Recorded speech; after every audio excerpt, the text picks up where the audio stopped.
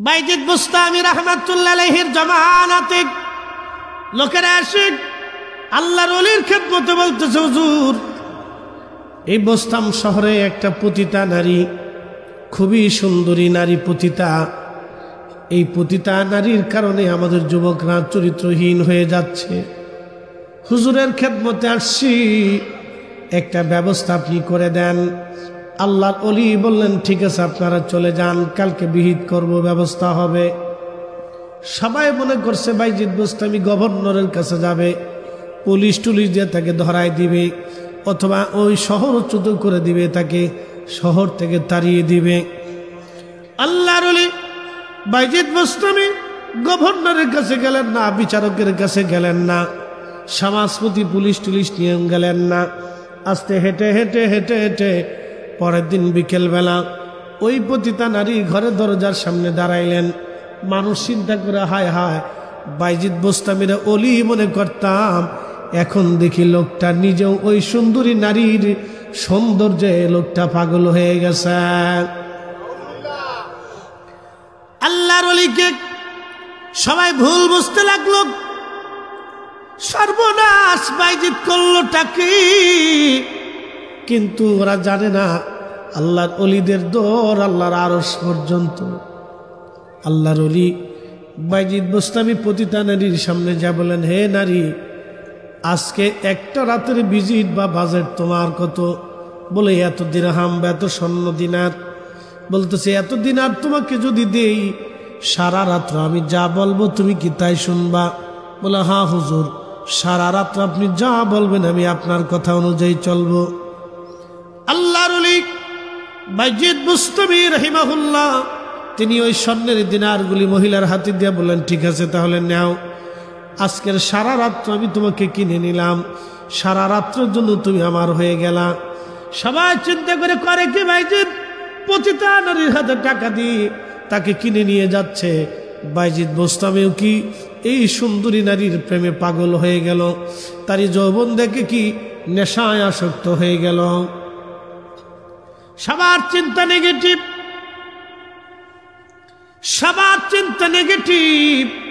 হযরত বাইজিদ বুস্তামি রাহমাতুল্লাহ আলাইহি মেয়েটাকে নিয়ে হাঁটা দিলেন, শহর দিয়ে হেঁটে হেঁটে আসে।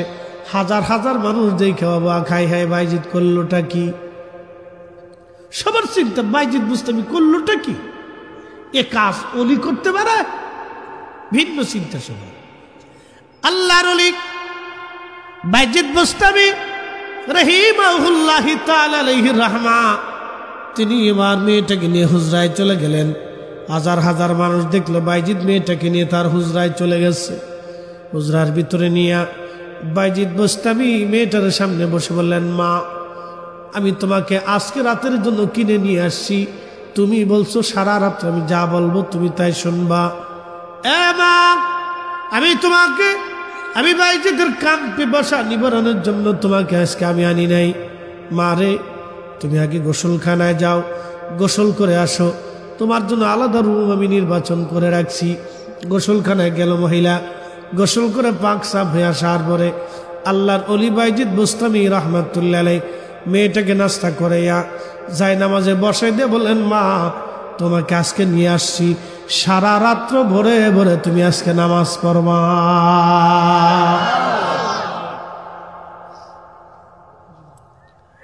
মহিলা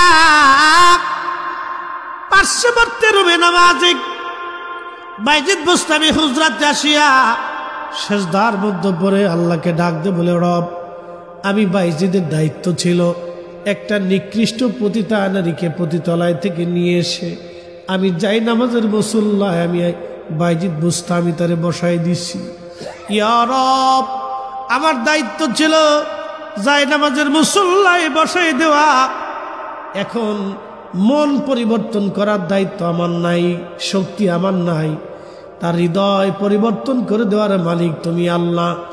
আমি বাইজিদ আমার দায়িত্ব আমি পালন করেছি, পতিতলায় থেকে এনে আমি মেয়েটাকে আজকে যাই নামাজের মুসল্লায় বসাই দিলাম।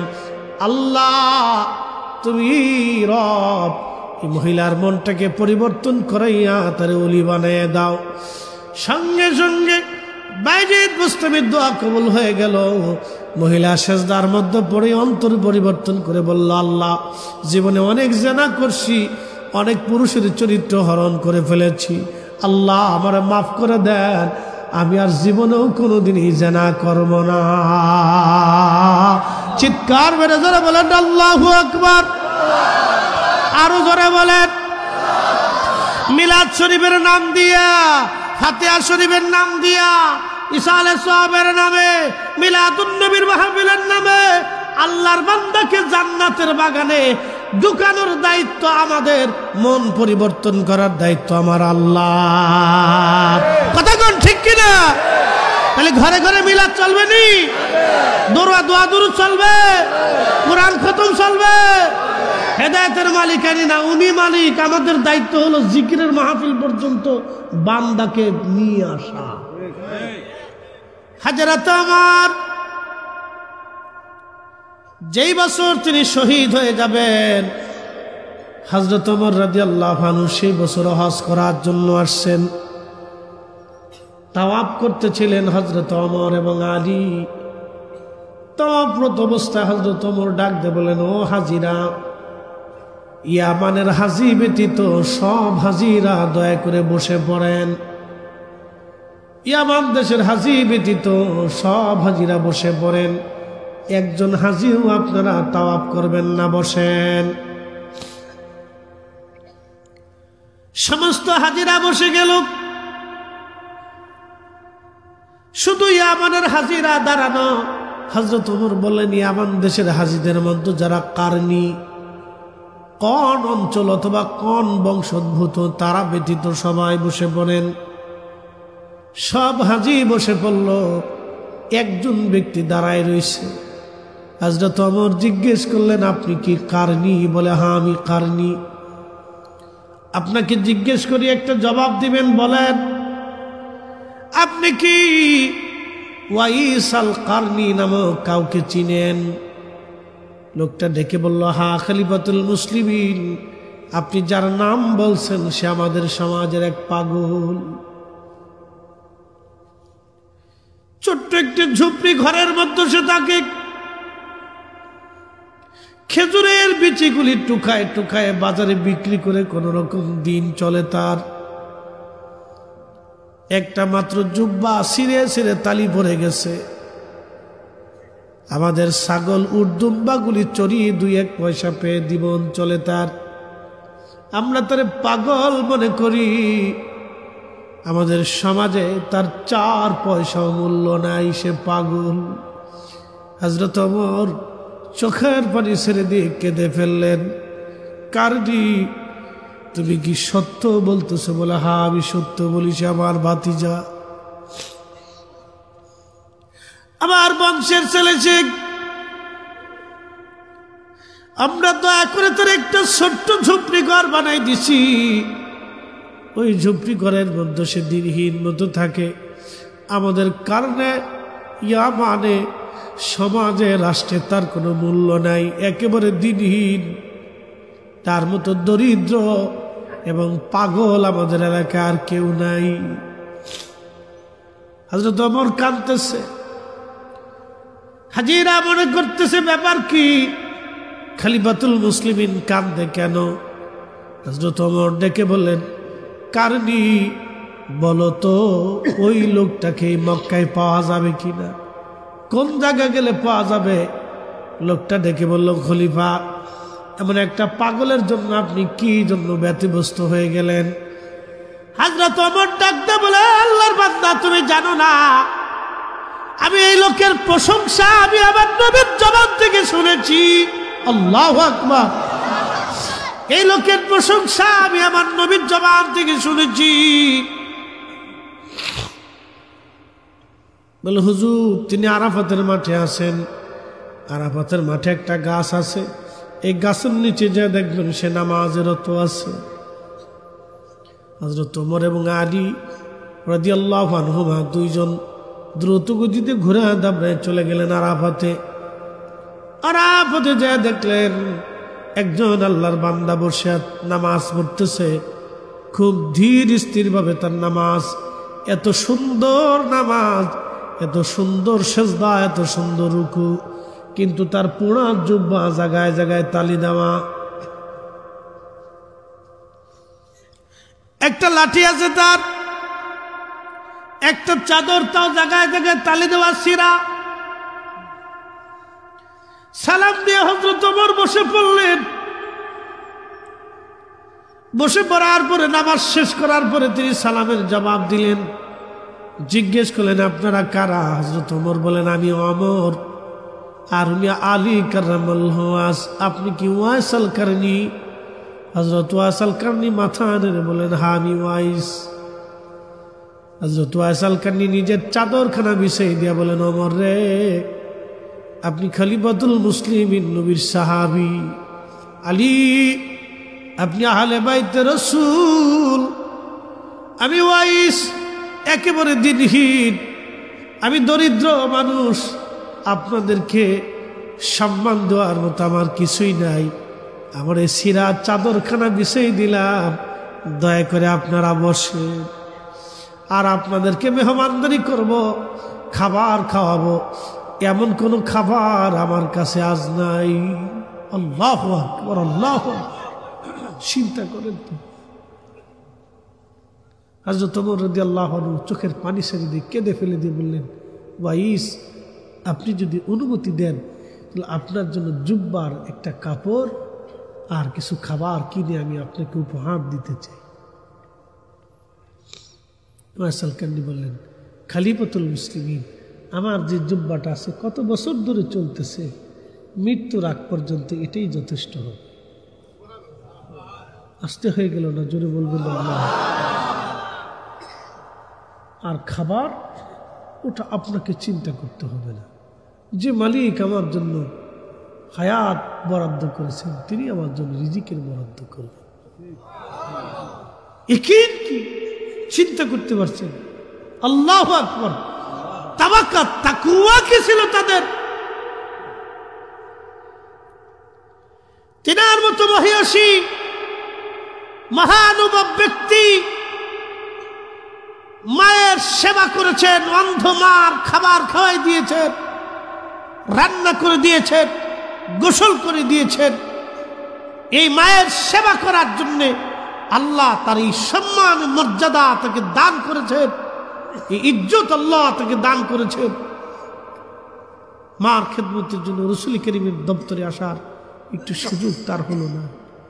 কত রজনী মা আপনার জন্য ছটফট করলো, কিন্তু আজকে মা কবর দেশে চলে গেল, পারেন নাই মার কবরের পাশে দাঁড়াইতে।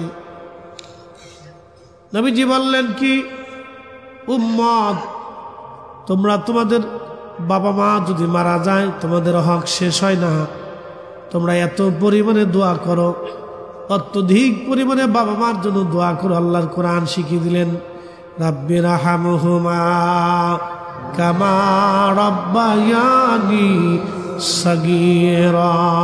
আবার বলেন, রাব্বির হামহুমা কামা রাব্বায়ানি সাগীরা। বিশ্ববিখ্যাত আল্লাহর ওলি, তার নাম হযরত ইমাম মালিক ইবনে দিনার রাহমাতুল্লাহ আলাইহি। অনেক বড় দরজার আল্লাহর ওলি ছিলেন। হজ করার জন্য মক্কায় আসলেন। হজ শেষ করি আল্লাহর দরবারে হাত বাড়ায় বললেন, রব, হজ তো আদায় করলাম, কিন্তু কবুল হয়েছে কিনা তো জানি না। আল্লাহ, তুমি দয়া করে বলে দাও কার হজ হলো, কার হজ হলো না, আপনি বলে দেন। ঘুমায় মালিক ইবনে দিনার। রাত্রিবেলা স্বপ্ন দেখে আমার মালিক, আমার আল্লাহ ডাক দে বলতেছে, মালিক রে, আমি সবার হজ কবুল করছি, সবার জীবনের গুনাহ আমি আল্লাহ মাফ করছি, কিন্তু একজনের গুনাহ আমি আল্লাহ মাফ করি নাই, একজনের হজ আমি আল্লাহ কবুল করি নাই। গজারিয়াবাসী, সময় তো অভাব আপনার, অনেকের চিন্তার সময় আমার হাতে নাই। আহা, জিন্দিগি, কবর যখন চলে আসবে, মৃত্যু, এই সময় আর সময়ের কোনো দাম হবে না। আমার দেশে কোটি কোটি টাকার মালিক যারা, বাবা মার কবরের পাশে দাঁড়ানোর টাইম তারা পায় না। দেখেন নাই, সময় নেই, টাইম নেই, মনেও নেই, ভুলেও গেছে, দোয়াও নেই। হাজার হাজার কোটি টাকা রেখে করোনার সময় নাম বলবো না, অনেক ধনী গ্রুপ ইন্ডাস্ট্রির মালিকরা কবরে চলে গেছে, ছেলেটা বাবার জানাজাতেও যায়নি। বহু আছে ডরে যে করোনায় যদি ধরে, যে ছেলের জন্য হালাল হারাম বাঁচে নাই, বিরাট বড় বড় ইন্ডাস্ট্রি বানাইয়া কবরে চলে গেল, তার জিন্দিগির 16 আনাই বৃথা। একজন ব্যক্তি নদীর ভিতর দিয়ে নদী পার হচ্ছে, তো মাঝি তো মূর্খ মানুষ, তো মাঝিরই জিজ্ঞায়, ও মাঝি বলো তো সূর্য স্থির না পৃথিবী স্থির? মাঝি কয় আমি তো এগুলো জানি টেনে। মাঝি বলো তো এটা কি সেটা কি? মাঝি কয় দেখেন আমি মূর্খ মানুষ, অত কিছু বুঝি সেদিন। তা বেড়া কয় মাঝি রে, তোর জীবনের এই 16 আনার 14 আনাই মিথ্যা, কিছু শিখলি না, খালি নৌকা চালালি আর এই রুটি রুজি করলি, জ্ঞান বিদ্যা কিছু বুঝলি না। তো কিছু দূর যাওয়ার পরে আকাশে তুফান উঠছে, এই কালবৈশাখের দিন ধরে নাকি তুফান ওঠার পরে তখন মাঝি জিগায়, ও আল্লাহর বান্দা এতক্ষণ তো বহুত জ্ঞান বিজ্ঞানের কথা বললেন, সাঁতার কি জানেন? কয় না, সাঁতার তো জানি না। যতই জ্ঞান বিদ্যার কথা বলেন না কেন, আমার তো 16 আনার 14 আনা শেষ, আপনার আর 16 আনাই শেষ, বুঝছেন? সাঁতার জানো? কেন সাঁতার তো জানি না। 16 আনার 16 আনাই শেষ, তুফান উঠছে, নৌকা ডুববে, সাঁতার জানলে বাসমান আলী শেষ। মাকাম ইব্রাহিমে 40 বছর ধরে সারা রাত্রি ইবাদত করে। মালিক ইবনে দিনার চিন্তায় করে গেলেন যে এত বড় বুজুর্গ, তার হজ কবুল হইল না, তারে আল্লাহ মাফ করলো না, কারণটা কি? লোকটারে কোথায় গেলে পাওয়া যাবে বলবা কি মক্কাবাসী? মক্কার লোকে বলল, হুজুর আপনি যদি তাকে পেতে চান, মক্কার বিরান ভূমিতে একটা বিরাট বড় গাছ আছে,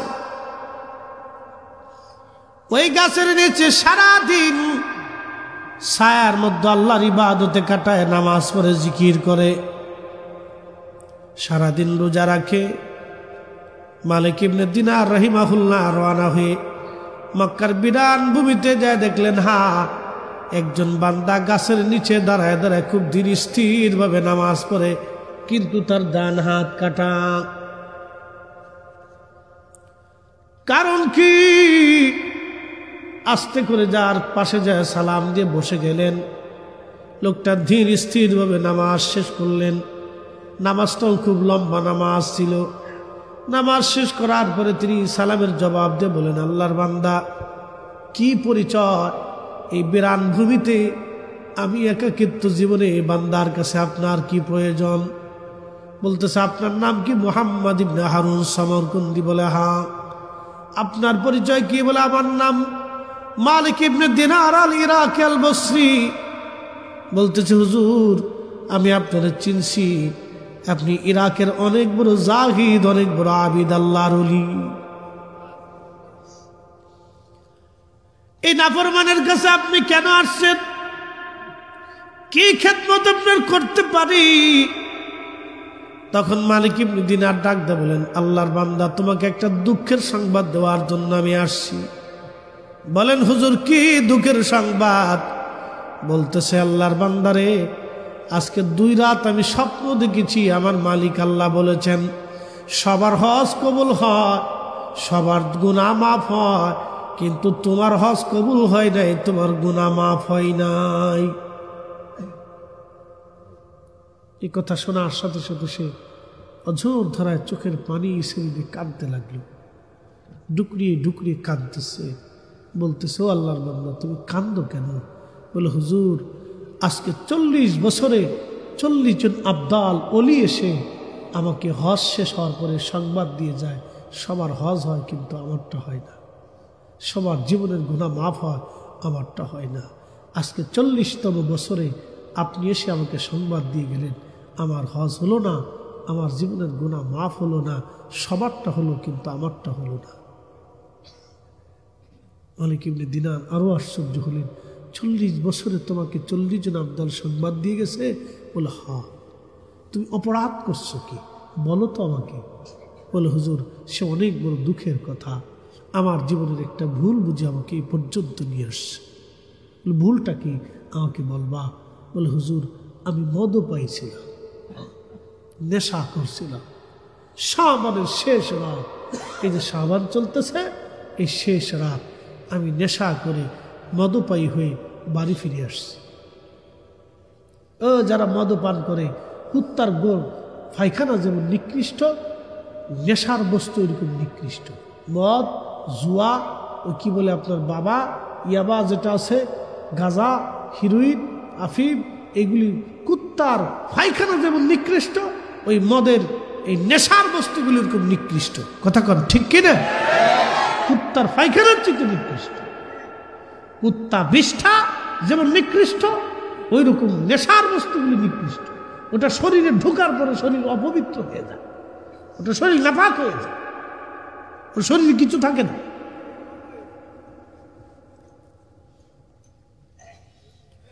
শুনিয়া যান গজারি আবাসিক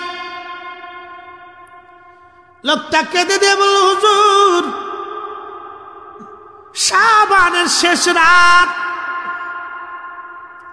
মদপায়ী হয়ে নেশা করে করে আমি বাড়িতে আসার পরে আমার মা উনুনের পাশে চুলা রান্না বান্না করতেছিল। আমি নেশা হয়ে যখন বাড়ি ফিরছি, মা আমার হাতটা ধরলেন, ধরে বললেন, বেটারে আজকে শাবানের শেষ রাত, কত ছেলে মেয়েরা রোজার জন্য প্রস্তুতি নেয়, তুই কিনা আমার একটা সন্তান মদপায়ী হয়ে নেশা করে বাড়ি আসছিস, কত ছেলেরা মরে যায়, তুই কি মরতে পারিস না? আমার স্ত্রী আমাকে ধাক্কাইয়া ঘরের মধ্যে নিয়ে ঘরের দরজার বাহির থেকে খিল মেরে দিল। সারা রাত্র আমি নেশার ঘরের মধ্যে কেটে ফজরের সময় সকালবেলা ঘুম যখন উঠলাম আর নেশার ঘোর কেটে গেল। আমি আমার স্ত্রীকে ডাক দিলাম, বিবিরে কোথায়? কর্কশ ভাষায় আমার স্ত্রী বলল, তোমার মতো নাফরমানের সঙ্গে আমি আর কোনোদিন সংসার করব না, এত বড় নাফরমানের সঙ্গে থাকা যাবে না। আমি বললাম, কি হয়েছে বিবি বল? স্ত্রী বলল, স্বামী গত রাত্রিবেলা নেশাগ্রস্ত অবস্থায় তুমি তোমার মাকে আগুনের মধ্যে পুড়িয়ে হত্যা করে ফেলছো। হুজুর ঘরের দরজা ভেঙ্গে বের হইয়া আমি উনুনের পাশে দেখি মা নাই, ওরা শরীর বার আগুনে কালা হয়ে গেছে পুড়ে পুড়ে। মা দুনিয়াতে রই, করলাম কি? জীবনের কত বড় ভুল আমি করছি, এই ভুল সমাধান আমি কি করে করব? হুজুর আমি আমার মারে দাফন করলাম, স্ত্রী থেকে জুদা হলাম, তালাক নিলাম। তৎকালীন সময় আমার ৮,০০০ স্বর্ণ মুদ্রা ছিল। এই ৮,০০০ স্বর্ণ মুদ্রা আমি আল্লাহ রাস্তায় দান করে দিলাম, যদি আল্লাহ আমাকে মাফ করে দেয়। সেই সময় ৮,০০০ স্বর্ণ মুদ্রা বর্তমান সময়ে কয়েকশো কোটি টাকা হবে। 12 জন দাসী বাদী ছিল আমার, সব আজাদ করে দিলাম। যত জমি জমা ছিল সব আমি আল্লাহ রাস্তায় দান করে দিলাম, যদি আল্লাহ মাফ করে। হুজুর যে হাত দিয়ে মায়েরে মারছিলাম, এই যে দেখেন আমার হাতটা কাটা, আমি আমার বাম হাত দিয়ে কুড়াল দিয়ে কুবাইয়া কুবাইয়া আমি আমার সেই হাতটাকে কেটে ফেলে শরীর থেকে বিচ্ছিন্ন করে ফেললাম, যদি আল্লাহ আমারে মাফ করে দেয়। তারপরও আমার মনের আশা হয় নাই।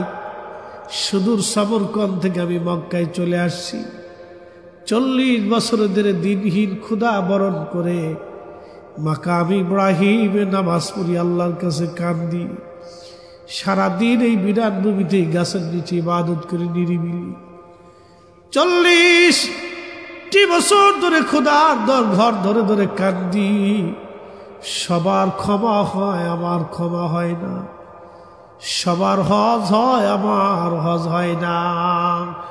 আল্লাহর বান্দা সামারকন্দি কেঁদে কেঁদে বলে হুজুর 40 বছর ধরে ক্ষমা চাই, মালিক আমারে মাফ করে না, আমি কি করব এখন বলেন। মালিক ইবনে দিনার মুখের মধ্যে হাত দিয়ে চোখের পানি ছেড়ে ছেড়ে কাঁদে, দাড়ি মোবারক ভিজে যায় আর বলে আল্লাহর বান্দা করছো কি?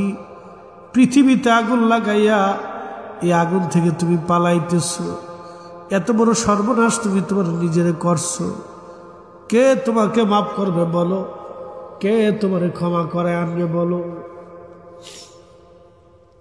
করছিস কি? তোকে আল্লাহ কি করে ক্ষমা করবে, এত বড় নাফরমান।